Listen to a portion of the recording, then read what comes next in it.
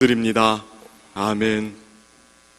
오늘 주시는 하나님의 말씀은 고린도전서 2장 1절부터 5절까지 말씀입니다. 고린도전서 2장 1절부터 5절까지 말씀.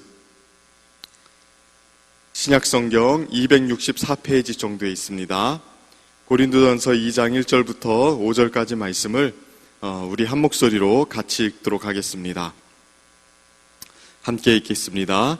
형제들아, 내가 너희에게 나아가 하나님의 증거를 전할 때에 말과 지혜의 아름다운 것으로 아니하였나니 내가 너희 중에서 예수 그리스도와 그가 십자가에 못 박히신 것 외에는 아무것도 알지 아니하기로 작정하였음이라. 내가 너희 가운데에 거할 때에 약하고 두려워하고 심히 떨었노라. 내 말과 내 전도함이 설득력 있는 지혜의 말로 하지 아니하고 다만 성령의 나타나심과 능력으로 하여 너희 믿음이 사람의 지혜에 있지 아니하고 다만 하나님의 능력에 있게 하려 하였노라.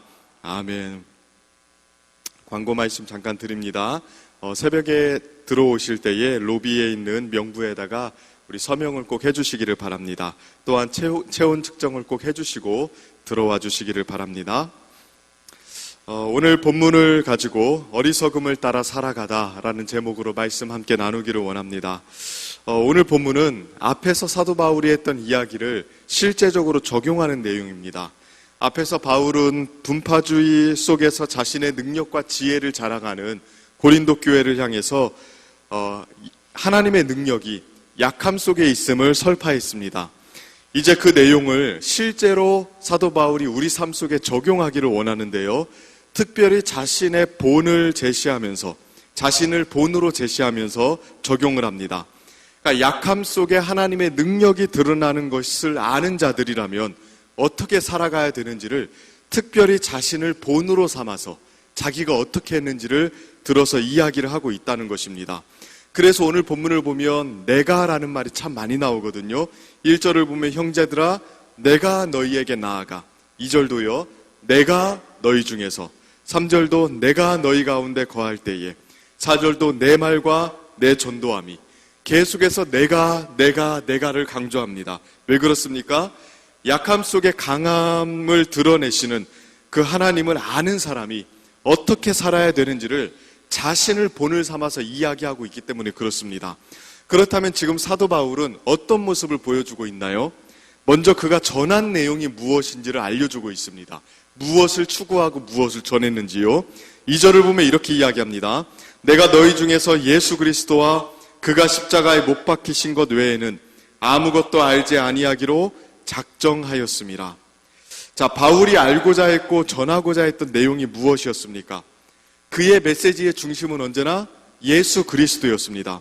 그런데 예수님이 하신 일 중에 무엇에 지금 초점을 맞추고 있나요? 그리스도께서 하신 일들이 굉장히 많죠. 그리스도께서 하신 기적에 초점을 맞추고 있습니까? 아니면 그리스도께서 가르치신 탁월한 가르침에 초점을 맞추고 있나요? 아닙니다. 그리스도께서 하신 일 중에 특별히 바울이 초점을 맞추고 있는 게 있습니다. 그게 뭐냐면 십자가입니다. 그래서 오늘 본문 2절을 다시 보십시오. 예수 그리스도와 그가 십자가에 못 박히신 것이라고 이야기하죠.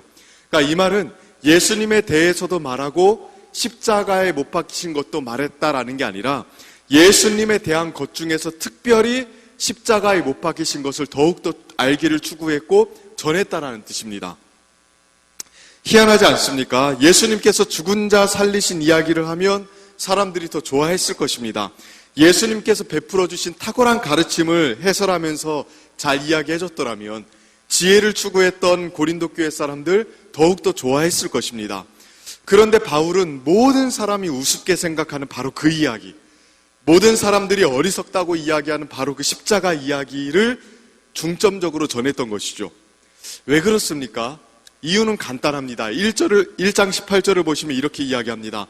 십자가의 도가 구원을 받는 우리에게는 하나님의 능력이다. 사람들이 뭐라고 이야기해도 그 십자가에 하나님의 최고 능력이 있다는 것을 사도 바울은 경험적으로 알았던 것입니다. 예수님께서 죽은 자를 살리신 것에 하나님의 능력의 최고치가 있었던 게 아닙니다. 예수님께서 바다를 잔잔하신 것에 하나님의 능력의 탁월함이 담겨 있었던 것이 아닙니다. 심지어 세상을 창조하신 것에도 하나님의 능력의 최고치가 담겨 있었던 것이 아닙니다. 갈보리 언덕의 사형장에 비참한 몰골로 발가벗겨져 매달린 그 나사렛의 젊은이의 모습에서 우리를 구원하시는 하나님의 능력의 최고치가 있다는 것을 사도 바울이 알았던 것입니다. 바울은요, 여기에 눈을 뜬 사람이었어요. 그래서 예수 그리스도의 십자가를 알기를 원했고 그것만을 전하기를 원했던 것입니다. 우리는 어떻습니까? 십자가에 우리의 구원을 위한 하나님의 능력의 최고치가 있다는 것을 알고 있습니까? 거기에 세상이 상상하지도 못할 지혜가 담겨 있다는 것을 여러분들은 알고 있습니까? 세상이 추구하는 돈과 명예가 없어도 십자가가 있으면, 내가 십자가를 알고 있으면 하나님의 최고 능력을 가지고 있고 최고 능력을 경험하고 있다는 것을 여러분 확신하십니까? 학벌이 안 좋아도 그리스도의 십자가를 알면 세상 위에 뛰어난 지혜를 가지고 있다는 사실, 여러분들은 확신하고 계십니까? 오늘날 같은 시대에 예수 십자가의 능력이 있고 2000여 년 전에 죽은 나사렛의 젊은이의 형벌 사건에 지혜가 있다고 말하면 사람들이 비웃을 것입니다. 당시 유대인과 헬라인들보다 더 비웃을 것입니다. 오늘날 같은 최첨단 시대에, 세련된 문화가 발전하는 시대에, 종교와 심리학에 대한 수많은 학문이 발전하는 시대에 무슨 투박한 이야기를 하느냐, 무슨 가당치 않은 이야기를 하느냐라고 생각할 것입니다. 그럼에도 불구하고 우리는 확신할 수 있어야 됩니다. 여전히 교회는 그리스도의 십자가 외에는 줄 수 있는 게 없노라고 이야기할 수 있어야 됩니다. 세상이 어떻게 변해도, 전염병의 시대가 되어도 예수 십자가의 능력과 지혜가 여전히 있다고 우리는 선언할 수 있어야 됩니다. 그래서 십자가를 알기를 더 소원하고 그것을 전하기를 더욱더 심혈을 기울이는 상태 속에 우리는 언제나 머물러 있어야 됩니다. 시대가 어떻게 바뀌고 세상이 어떻게 달라지더라도 말입니다. 저는 우리가 조금 더 이 부분에서 어리석어질 필요가 있다고 생각합니다. 세상을 세상적인 지혜로 이기려고 하고 세상을 세상적인 능력으로 이기려고 하는 것은 복음의 정신에 부합하지 않습니다. 십자가가 우리의 능력이고 우리의 지혜입니다. 두 번째로, 사도 바울이 사용한 방법은 그럼 무엇입니까? 첫 번째로는 사도 바울이 전했던 내용에 대해서 이야기를 했고요. 두 번째로는 사도 바울이 사용했던 방법에 대해서 이야기합니다.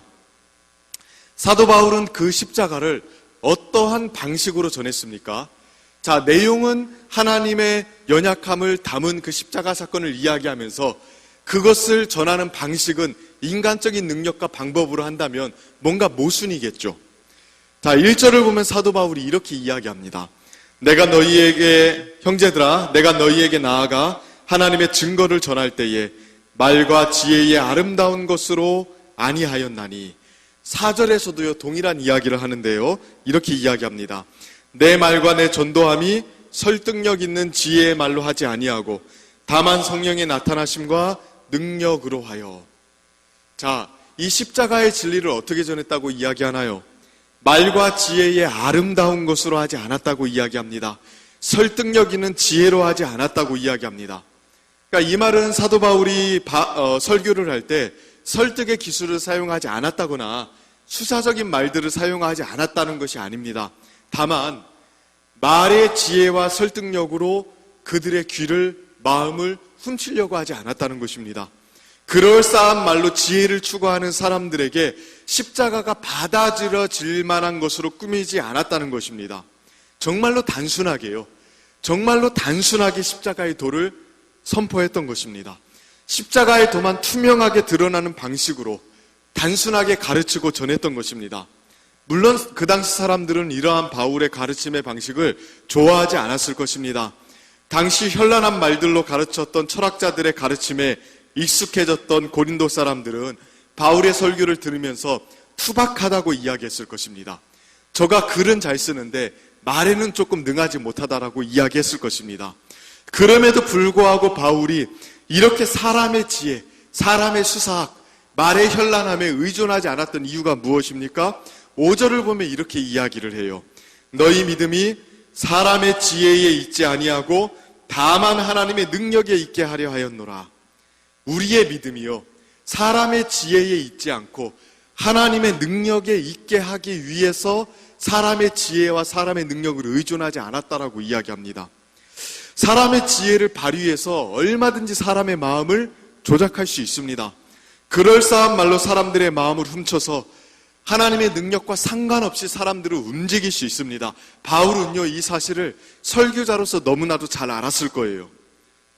그래서 오히려 하나님의 능력이 나타나게 하기 위해서 사람의 능력을 배제하는 방법을 택한 것입니다. 재주가 없어서 그런 게 아니에요. 바울은 수사학이나 논리학에 굉장히 정통했던 사람이었습니다. 그러나 오늘 오직 하나님의 능력이 나타나게 하기 위해서 사람의 능력이 나타나는 것을 조심했던 것입니다. 조심했던 거예요. 우리는 어떻습니까? 우리는요, 사람의 능력을 칭송하는 시대에 지금 살고 있습니다. 영적인 사람이 나타나면요, 너나 할 것 없이 매달리고 난리입니다. 조금만 인기를 끄는 사람이 나타나면 거기에 온통 관심을 기울이고 그가 하는 말이나 행동에 주목합니다. 교회 안에서도 마찬가지 아닙니까? 언제부터인가 우리는 우리의 능력과 우리의 힘과 우리의 모습이 드러나는 것을 두려워하지 않습니다. 우리의 재주와 방법들이 하나님의 능력을 가릴까봐 무서워하지 않습니다. 연약함 속에 하나님의 능력이 아는 사람이라면요, 연약해지기를 주저하지 말아야 됩니다. 자신의 약함을 통해 하나님의 강함이 드러나기를 아는 사람이라면 약해지기를 두려워하지 말아야 됩니다. 우리는 조금 더 우리 안에 있는 능력을 신뢰하지 않고 하나님의 능력을 조금 더 신뢰하는 방법을 계속해서 배워야 됩니다. 우리에게는 힘을 빼는 방법, 우리가 돈이 많아도 또 힘이 있어도 지위가 있어도 우리의 힘을 빼는 방법들을 자꾸 훈련하시고 연구하셔야 됩니다. 그래야 하나님의 일하심을 분명히 볼 수 있는 것이죠. 오늘 하루를 살아가면서 이 점을 우리 성도님들이 꼭 기억했으면 좋겠습니다. 자신의 연약함을 부끄러워하지도 말고 자신의 능력을 자랑하지도 마십시오. 오직 하나님의 능력이 나타나기 위해서 자신의 연약함을 인정하고 하나님을 의지하시길 바랍니다. 하나님은 그런 성도를 사용하시길 기뻐하시고요, 그런 연약함 속에서 자신의 능력을 나타내시기를 기뻐하십니다. 오늘 또 자신의 약점과 연약함 속에서 하나님께서 일하시는 것을 바라보면서 하나님을 의지하는 우리 성도인들 되기를 주님의 이름으로 축원하고 축복합니다. 우리 이 시간 함께 같이 기도했으면 좋겠습니다.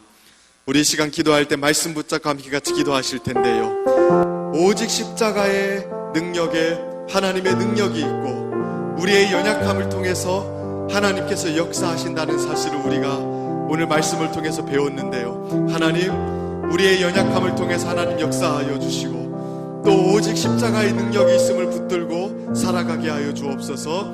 그 연약함에 담긴 복음을 부끄러워하지 아니하고 오직 오늘 또 십자가의 복음을 추구하고 전하며 또 내 연약함 속에서 일하시는 하나님을 바라보며 살아갈 수 있도록 해달라고 기도합시다. 내 연약함을 부끄러워하지 아니하고 또 내 능력도 자랑하지 않는 오직 하나님만을 바라보는 성도가 될 수 있도록 해달라고 오늘 하루도 말씀 붙잡고 기도하시고요, 또 나라와 민족을 위해서 기도해 주십시오. 여러 가지 자연재해가 일어나고 있습니다. 비가 많이 와서 피해가 있는 지역들이 계속 생기고 있고 또 이재민들이 좀 생기고 있는데 하나님, 이 나라를 불쌍히 여겨주시고 긍휼히 여겨주시옵소서. 그리고 계속해서 붙잡지 못하는 우리 코로나19 바이러스 하나님이 붙잡아 주시고 멈추게 해주시고, 하나님, 이 기회를 통하여 하나님의 두려우심과 하나님의 능력으로 우리가 겸손히 깨닫고 하나님께 기도하게 하는 시간이 될 수 있도록 해달라고 기도했으면 좋겠습니다. 한국 교회를 살려주시고 또 이 나라의 민족을 붙들어 주시기를 오늘 이 시간 함께 같이 주여 한번 간절하게 부르짖으면서 나아가도록 하겠습니다.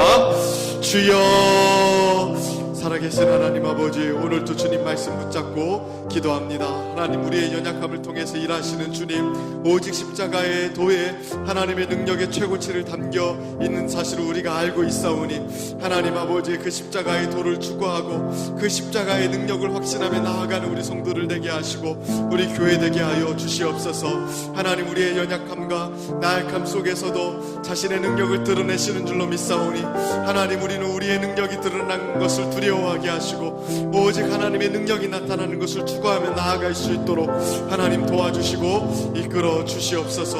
오늘 또 하나님 주님의 은혜를 간절히 구하오니 오늘 하루를 살아가는 가운데 오직 주님의 능력만 나타나기를 소망하며 나아가는 하루 되게 하여 주시옵소서. 나라와 민족을 기억하여 주시옵소서. 하나님 비가 많이 와서 전국적으로 어려움 가운데 있습니다. 주님 긍휼히 여겨주시고 불쌍히 여겨주시옵소서. 하나님 이재민들을 기억하여 주시고 하나님 아버지 여러가지 어려움 속에 있는 하나님 사람들을 기억하셔서 위로하여 주시고 속히 복구되고 회복될 수 있도록 은혜 베풀어 주시옵소서. 코로나19를 기억하여 주시고 하나님이 모든 일들 가운데 하나님의 어미하심과 두려우심을 기억하고 하나님 이 사건들을 멈추게 하시는 우리 하나님을 바라보며 겸손히 엎드리게 하여 주시옵소서. 주님 은혜를 베풀어 주시고 주님 붙들어 주시옵소서. 은혜를 베풀어 주시옵소서. 우리 매주 목요일은 특별히 전도와 선교 사명을 위해서 기도하는 날입니다. 이 시간 기도하실 때에 주여 우리 위에 아버지의 마음을 부어주셔서 많은 영혼을 구원하게 하여 주옵소서. 우리 교회가 돕고 있는 파송 및 후원 선교사들의 가정과 또 사역 위에 은혜를 베풀어 주시옵소서. 그리고 전도와 선교의 사명을 감당할 수 있도록 성령으로 기름 부어 주옵소서. 이렇게 기도해 주시고요. 그리고 계속해서 우리 담임 목사님을 위해서 기도해 주시고 함께 동역하시는 우리 장로님들과 교역자들이 사랑으로 하나 되어 온 교회가 성령으로 충만한 가운데 부흥의 역사를 이루게 해달라고 기도해 주시기를 바랍니다. 전도와 선교 사명을 위해서 합심으로 기도한 후에는 자유롭게 기도하시면 되겠습니다. 이 시간 기도하실 때에 먼저 저를 따라해 주시기를 바랍니다. 주여 아버지의 마음을 주옵소서. 주여 아버지의 마음을 주옵소서. 이 시간 주여 한번 간절하게 부르짖으며 하나님 앞에 나아갑니다. 주여